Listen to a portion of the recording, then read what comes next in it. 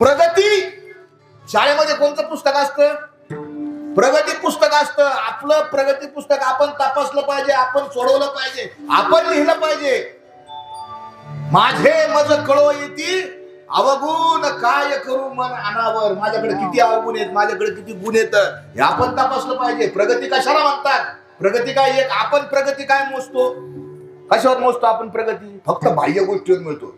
यांचं घर कसं, यांना उत्पन्नाची काय साधन आहे, नोकरी आहे का, मग एमआयडीसीत जातो का, मग एमआयडीसीत गेला तर मग परमनंट आहे का? परमनंट शब्द गायब झालाय आवटी साहेब, आहे का नाही? आता परमनंट कोणी झाला? पहिलं परमनंट म्हणजे काय सांगावं, तू परमनंट आहे, लगेच 10 सोयरी यायच्या, हो घ्या पोरगी बरोबर आहे का नाही? परमनंट काय सांगायचं त्या परमनंटला, काय व्हॅल्यू आता, बरोबर नाही का आवडे महाराज?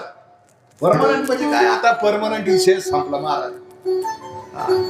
प्रगती कथेला आल्यानंतर प्रगती, बाह्य प्रगती आहेच, तो भाग आहे. बाह्य प्रगती सुद्धा आहे. बाह्य प्रगती कशी मोजतात? तुमच्याकडे किती धनसंपदा आहे, ही बाह्य प्रगती, भौतिक प्रगती. अजून कोणती प्रगती आहे? कथेला आल्यानंतर कोणती प्रगती होती? बौद्धिक प्रगती आहे. ज्या गोष्टी आम्हाला माहित नव्हत्या त्या गोष्टी आम्हाला काय झाल्या आता समजल्या.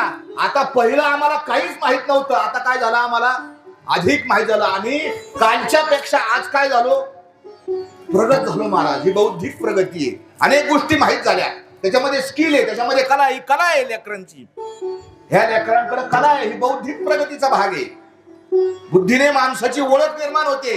हे का बसले तेवढे स्टेजवर वर, का बसले? त्याचं कारण आहे महाराज, यांनी यांच्याकडे असलेल्या बुद्धीचा काय केला, विकास केला महाराज. विकास ही प्रगती आहे, ही प्रगती आहे.